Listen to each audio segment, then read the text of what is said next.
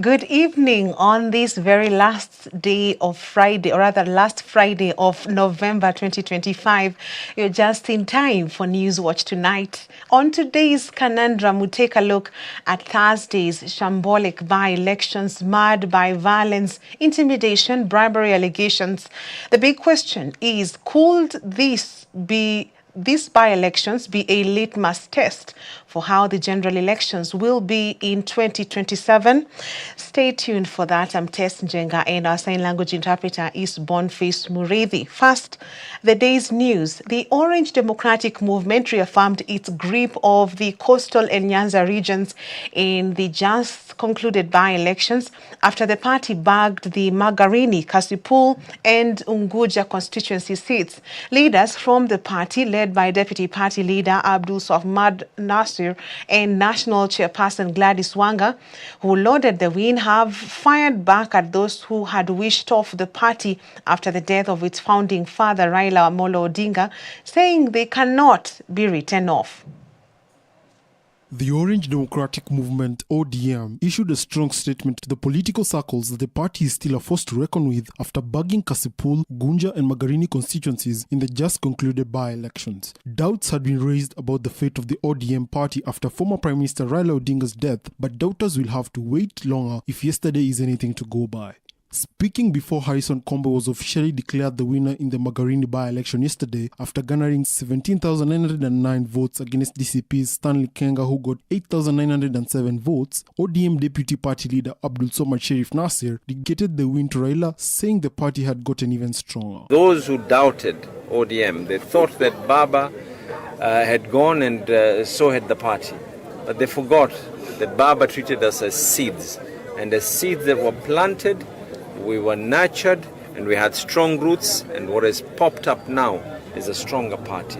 Not just in Magarini peke yake, lakini tumeweza kushinda katika maeneo yale mengine yote ambapo kwamba tumeweza kusimamisha candidates wetu. Kilifi Governor Gideon Mungaro, speaking today during the celebrations, said that the ODM party will maintain its dominance in the coast region in the 2027 general election. Kombe safari, wembe ni ule 2027. Kama anasema anasikizwa kwao kwa mulima, hapa Kilifi Mungaro ndiye anasikizwa, na Mombasa ni Swamad, na wale wengine sisi ndio tutaamua siasa ya hii maeneo yetu. Similar celebrations were held in Homa Bay for Boyd Were in Kasipul, who defeated independent candidate Philip Aroko after getting 16,819 votes against Aroko's 8,476 votes. Wanga addressed the media yesterday, saying that the ODM party is still strong and resilient. ODM, because of the passing of Baba, I think they have now seen for themselves that ODM is the largest party south of Sahara and north of River Limpopo, and you know, in touch with its masses. The ODM party also backed the Ugunja parliamentary by-election in Siaya, where Moses Omondi was declared the winner after garnering 9,237 votes. For Newswatch, my name is Jacob Uchiro. Much appreciated, Jacob, for that report. The hotly contested by-election in Western Kenya has ended with a razor-thin margin after David Ndakwa of the ruling UDA party secured a win for the Malava constituency seat to represent the area, which has been without a member of parliament since February this year. And as results were announced, celebrations erupted, along with strong accusations of vote tampering from the opposition. As Glory Githinji reports, the win is expected to restore some calm in the area that has witnessed violence and chaos during the by-election campaigns. Ebu tuwapigie makofi. The Malava by-election, held on Thursday, November 27, 2025, went down to the wire after hours of counting to the Moka Tallying Center. United Democratic Alliance candidate David Ndakwa was declared winner with 21,564 votes. His closest challenger, Seth Panyako of the DAPK party, finished with 20,210 votes, a difference of just 1,354 votes. Others trailing far behind. The returning officer announced the results shortly after noon, officially handing over the certificate to the UDA candidates. Nitawasaidia kufanya kazi vile mlinichagua kwa roho moja bila ubaguzi wowote. Ule alinipa kura na ule alinipa kura, lakini ako kwa... Ndakwa told supporters during a Facebook Live on his page that his focus will be uniting the constituency and completing development projects left behind by the late MP. No kuhakikisha kwamba mahuba keti yohola kalesho kukabogasi atawe, lakini tusimame Malava kama inomero indala. Nitaunganisha zihola ziosi tia Malava. Mama wote wachane, asanteni sana. Former Trans Nzoia Governor George Natembeya, who resurfaced after the vote, issued a scathing statement accusing the government of using what he called financial coercion to sway voters in Malava. Natembeya had reportedly been arrested yesterday, causing Kitale town to erupt in protests demanding his release. They gave out bills, they gave out rice, they gave out appointment letters, they gave out money. It was basically a draw. So from where we sit, actually our people in Malava showed a lot of commitment, a lot of patriotism.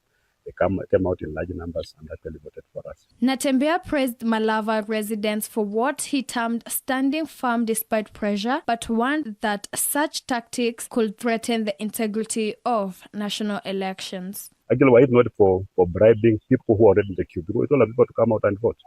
But they turn people in the queues and change their minds on the queues. You know, if you are given 500 shillings, and with the levels of poverty we have in this part of the world, people change their mind just because of the money. With turnout estimated at over 50%, the Malava by-election has now delivered a new MP, but the political dust is far from being settled. As Ndakwa moves to take office, Panyako's DAPK team and Governor Natembeya have heated at legal and political battle ahead. Reporting for Newswatch, my name is Glory Nkatha.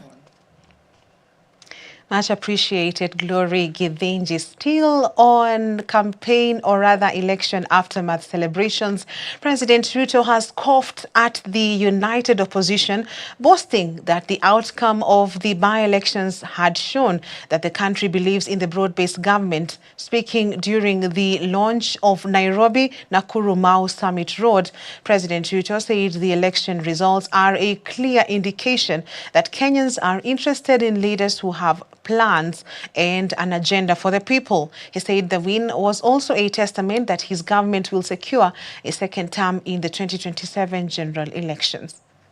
Na mimi nishawaambia tayari wajipange vizuri. Kama maneno yao ni hiyo ya one term Kasongo na nini, tutawanyorosha asubuhi na mapema. Wacha mchezo. Wakenya wamechanuka bwana. Ama namna gani? Ama mnasemaje? Si ndio? Sasa niwaulize, mtu hana sera, hana mpango, hana agenda, hana maono. Huyo ni mtu ya kufanya mjadala na yeye? Huyo ni mtu ya kushirikiana na yeye? Hajui kupanga barabara, hajui kupanga chochote, fitina, ukabila, chuki, migawanyiko, ati ndio biashara yao. One time Kasongo sijui nini. Sasa mimi nataka niwaeleze watu wa Rongai, tumekubaliana? Mnasema tutatembea pamoja? Wale majamaa mtakubali wakuja wasumbue nyinyi? Wale majamaa agenda hawana, mpango hawana, sera hawana, maono hawana, hata akili. Sasa mimi nawauliza, ala, kumbe mnawajua? Ati kumbe mnawajua?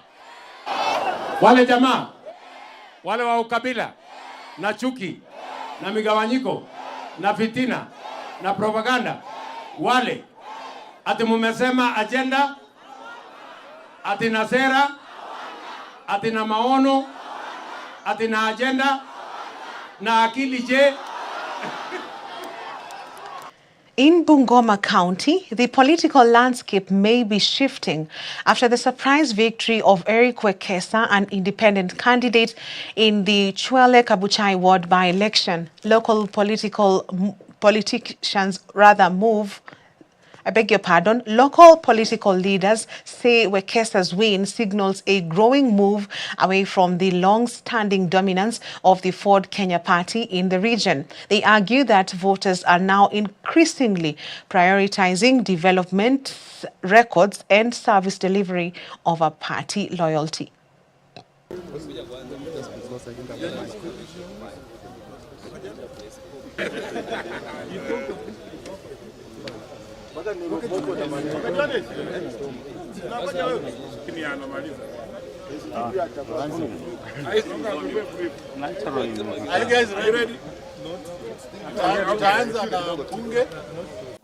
Chama ya Ford Kenya vile waliambia vijana wakakuja wakapika hoteli yangu na nyumba.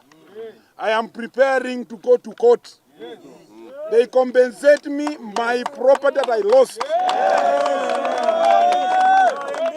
The party must be aware because they came in daytime. In Cape sa Ford Kenya, wametumwa na candidate wa Ford Kenya na watu wenye wanajulikana wa Ford Kenya walikuwa hapo. Tuko na OB zote zimeandikwa. I want that party to know that I'm going to court to seek compensation of over 17 million. Ambaye I know I will win because tuko na majina yao in the OBs na kotini. Wakati imefika lazima tuzime hii chama cha Ford Kenya hapa Bungoma. I have said repeatedly, mimi nikiwa gavana hapa, sinileta hii duo, nikaleta scholarship, hii hospitali, hii stadium, nikaleta scholarship. Lakini hiyo wakati Ford Kenya walinipeleka kotini 60 times. 60 times. That is why kwa kampeni yangu nilikuwa na Eric na mbunge. Now, in Nyamira County, leaders are condemning the violence that erupted during Thursday's Nyamaya ward by-election, where vehicles were set on fire amidst allegations of voter bribery. Former West Mugirango Member of Parliament Vincent Kemosi criticized the intimidation of voters, saying the chaos led to low turnout and created fear across the ward. Despite the unrest, UPA candidate Chris Osiemo won the seat. Na mimi nataka kutoa onyo kali kwa zile vyama zingine kama chama cha UDA ambao kilisua matatizo, vita. Kuna watu ambao walipiwa mapanga, kuna watu ambao walikatwa, na zaidi ya hayo waliweka pesa mingi sana ili kuweza kuchukua kura hii. Na kama sio juhudi ambao tuliweka ili kuweza kukabiliana nao, ingekuwa shida sana kuchukua hii kitu, kwa sababu walikuwa na nia ya kuipa hii kura, lakini tulipambana nao. Na mimi nataka we are just here, tunapiga siasa yetu safi, and all of a sudden unapata kwamba tunakuwa attacked. So it is good if the government ina support ule mwenye ako serikali na ule mwenye yuko kwa serikali. Ni muhimu sana. So kwa yale yenye tumefanyiwa, tumeripoti kwa polisi, hatuko sure kama watachukua hatua yoyote ama watachukua, but tutafuatilia kutoka kesho. I want to ask the government, the UDA party, that the constitution gives us a right to choose. The people of Nyamai have stood firm, and they have shown you that as we go forward in 2027, as you prepare, what you need to do in the balance of this 1 year and a half is to work for the people. Anything else will not be able to work. You can imagine the number of people used to turn out and pick money, but they were not able to turn up and vote. I want to ask them, intimidation will not work. Going forward, just work for the people. Do that which we sent you to work, and that will be able to help us. Now, away from politics, President William Ruto has officially launched the construction of the 175-kilometer Rironi-Mau Summit dual carriageway, estimated to cost 170 billion shillings. The head of state has described the project as a transformative investment that will modernize transport, strengthen regional trade, and set Kenya apart as a leader in large-scale infrastructure delivered through innovative financing. As Tracy Onsoti reports, the road being constructed under a public-private partnership will be ready for use by 2027 to ease the burden of traffic snarl-up, especially during festive seasons.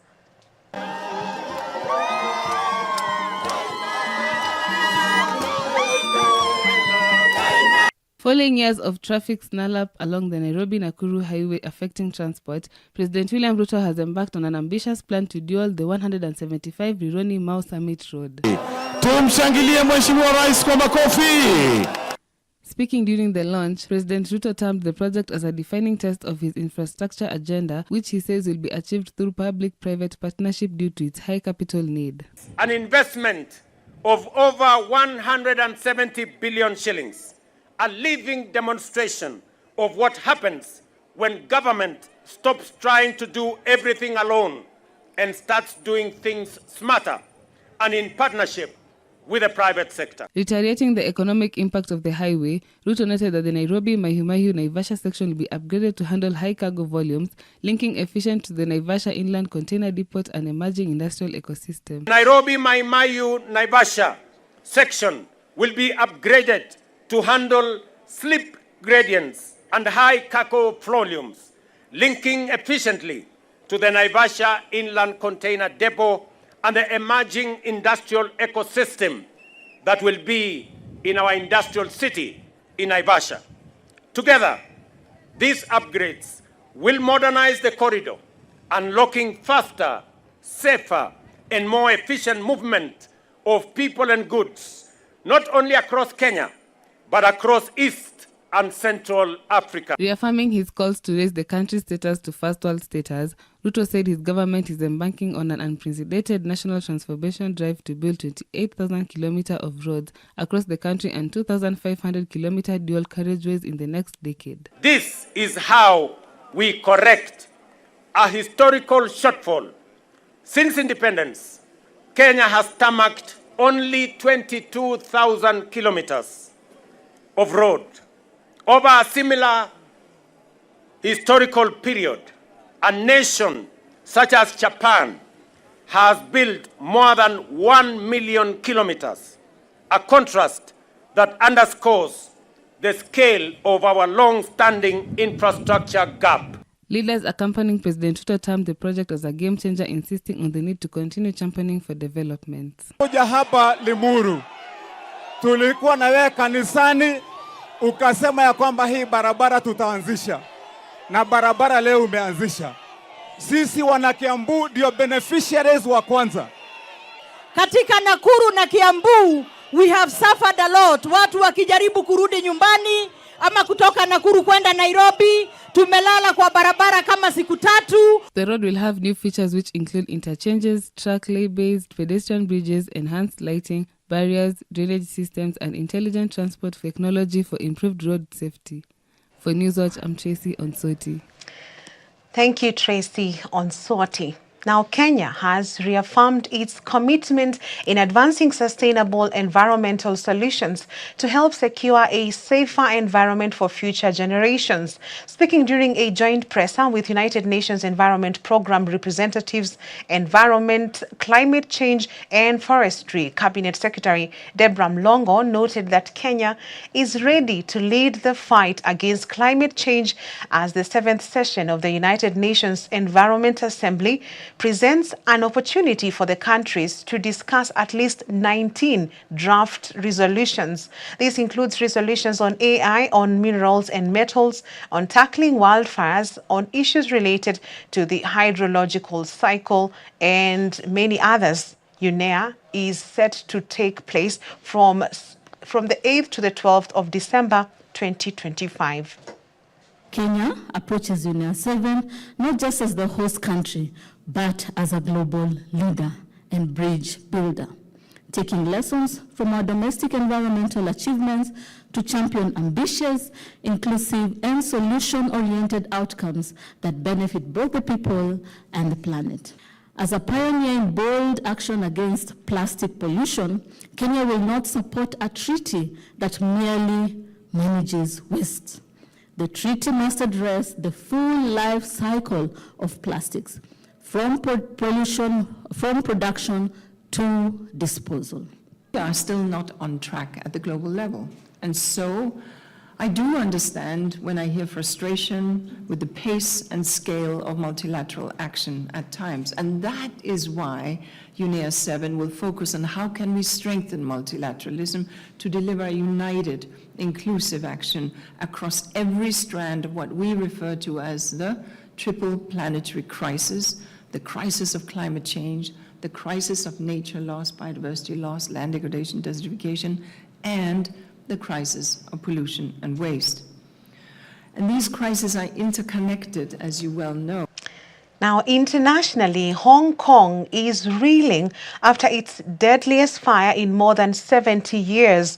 More than 128 people have been confirmed dead and 79 others are injured after a massive blaze swept through multiple high-rise buildings in the Tai Po district. The fire raged across 7 of the 8 towers in the Wang Court complex, accelerated by styrofoam and flammable netting used in renovation work. Dozens of residents are still unaccounted for. Police have arrested 3 renovation supervisors on manslaughter charges, and a corruption investigation is now underway. More than 2,300 firefighters worked to contain the blaze, which repeatedly reignited as temperatures soared. The fire was finally declared out on Friday morning. Meanwhile, community halls have opened for families searching for missing loved ones, and shelters and volunteers are providing support for displaced residents.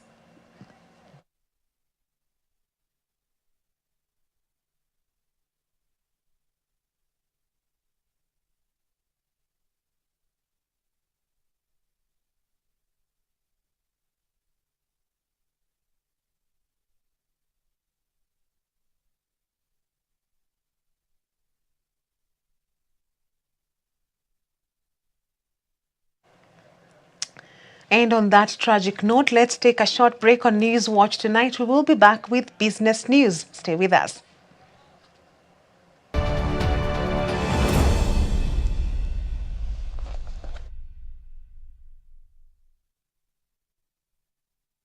Get ready for an unforgettable worship experience.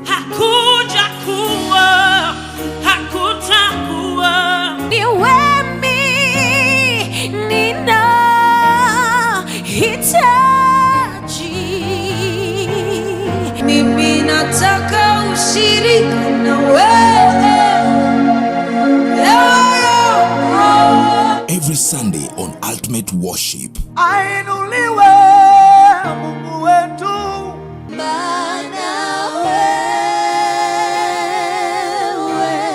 Where we bring you live music, powerful praise, and anointed gospel ministers and bands. Nashangilia Mwokozi.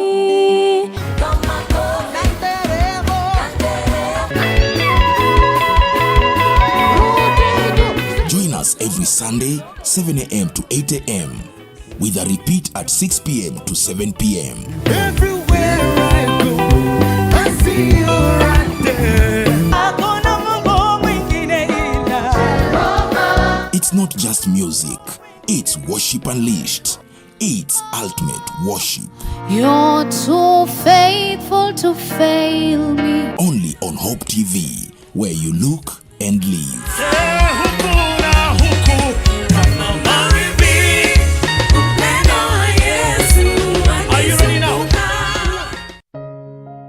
What if your pain had a purpose? What if your past was just a beginning of a greater story? Gotten to another level because now I could not do anything without it, and now it became like a poison. I take it today, it grounds me for 3 more days. If I had not read the Bible, when I read the Bible, it just confirmed all the more that I had an encounter with the Lord, because I told him, Lord, why have you come to me? From the streets to the sanctuary, from the prison yard to the pulpit, real people are sharing the power of God's transforming love. No matter where you've been, God can rewrite your story. So I got him, I just called, and by luck, he picked up the phone. I explained everything and what I was feeling. He started praying in tongues immediately over the phone, and that thing, whatever it was, it stopped. Join me, Sharon Aitore Wangenye, for Testify every Thursday at 8 p.m. as we listen through the journey of hope, healing, and redemption through the voices of people just like you. And when you're running away from God, there's only the fire you can run. Yeah. I stand here as a witness that God catches up. These aren't just stories, they are testimonies. Don't just watch, testify.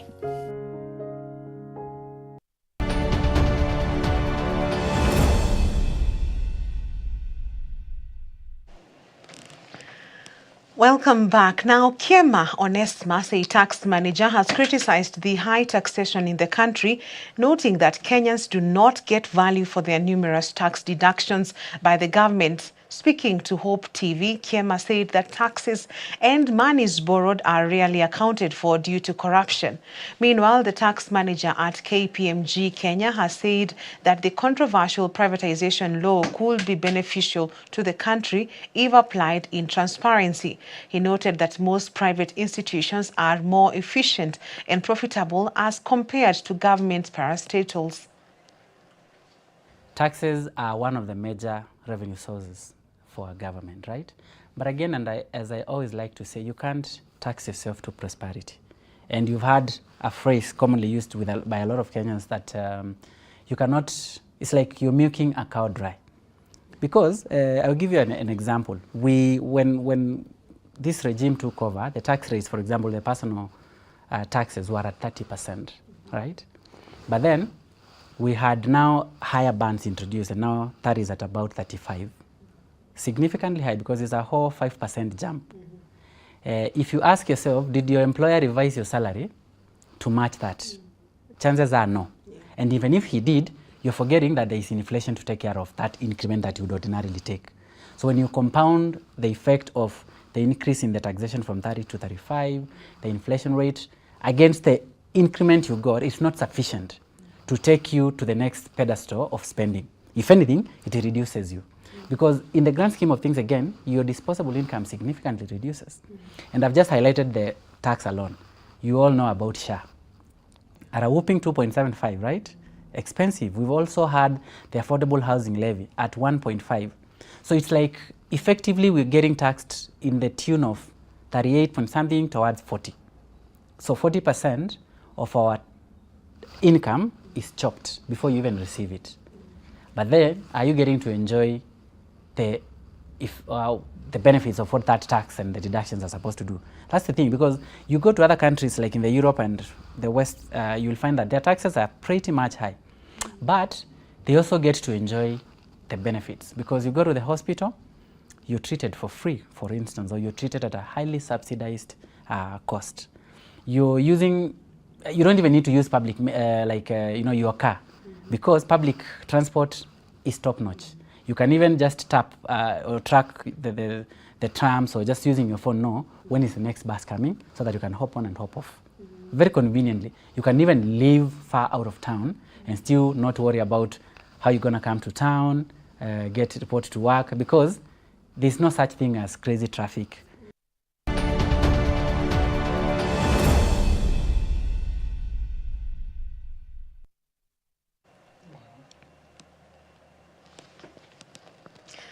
A regional deaf football tournament bringing together teams from Wajir, Garissa and Dadaab municipalities have wrapped up with Wajir County taking the championship title. The event, held under the theme "Disability is not Inability," provided a platform for the deaf athletes to showcase their talent and promote inclusivity.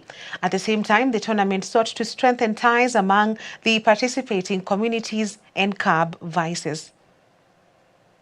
So we urge all other stakeholders and supporters to come out and support this initiative. Remember, this is a very unique tournament where deaf communities are participating. Now that we have a simple, theme that is yes to peace, not to radicalization, we have also seen them that they are very important in our cause. We are urging all stakeholders to support the initiative of the disability community. Human trafficking is a problem in this region. Insecurity in terms of disabilities not to be understood is a problem. We would like people from the disability community not to entertain human trafficking.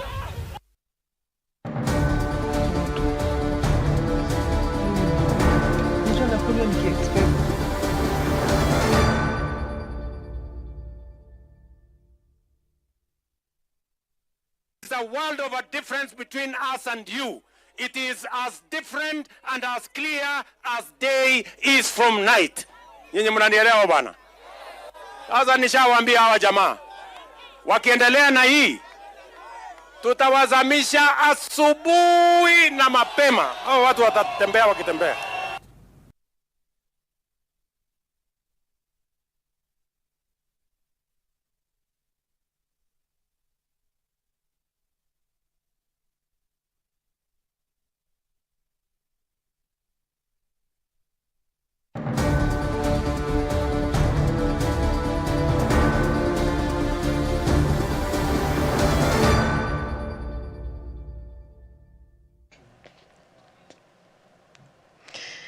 Now, on today's conundrum, if the by-elections held on Thursday, the 27th of November 2025, were a litmus test for how the 2027 elections will go down, then Kenyans should prepare for a shambolic election. The by-election, which was meant to be a democratic exercise to fill vacant seats and restore representation, instead turned into a national spectacle of confusion, violence, and institutional fragility, raising difficult questions about the state of Kenya's electoral democracy. Chaotic scenes played out with allegations of bribery, violence that left property burning, and open intimidation of voters, all without accountability. Vehicles were torched in Nyamaya ward. Party agents openly accused one another of using state machinery to manipulate the vote, and turnout in several polling stations plunged as residents feared for their safety. For an election of such limited geographic scale, the breakdown was both alarming and instructive. What unfolded was a display of the systemic weaknesses that continue to plague Kenya's elections. The Independent Electoral and Boundaries Commission was on the spotlight, with the by-election being its first to conduct. With Kenyans already skeptical of the electoral body's independence, low voter turnout, chaos, and allegations of voter bribery raises more eyebrows. The lack of accountability from the IEBC officials after the chaos tarnished public trust in the electoral process ahead of the 2027 general election. Political parties too shoulder blame. Some reverted to retrogressive ways of mobilizing youth groups, spreading misinformation, and turning local contests into polarizing political battles, fueled more by rivalry than by the needs of the communities they seek to lead. Yet the most worrying development is the normalization of impunity. Election-related violence has become so routine that condemnations from leaders often feel like a box-ticking exercise rather than a commitment to reform. When perpetrators of violence are not held accountable, the message to the public is clear. Power, money, not process, determines outcomes. And still, amidst the turmoil, Kenyan voters showed resilience. In some wards, citizens defied intimidation to cast their ballots. In others, independent candidates surged, signaling a quiet but growing disenchantment with old party loyalties. The by-elections of 27th November should serve as a wake-up call. Kenya cannot continue stumbling from one electoral crisis to another, hoping that somehow the next one will be different. Real reforms are urgently needed. The big question here is, if the country cannot deliver credible and peaceful by-elections involving a few wards and constituencies, What does that say about its preparedness for the next national poll? When elections turn to a competition about ego, then the end justifies the means. A win is a win. This sets a dangerous precedent. It is no longer about the best leader for the people, but the interests of a few elites who maintain status quo. Perhaps what the nation needs now is divine intervention, because if the allegations flying around are true, democracy is clearly on sale to the highest bidder. And that is today's conundrum.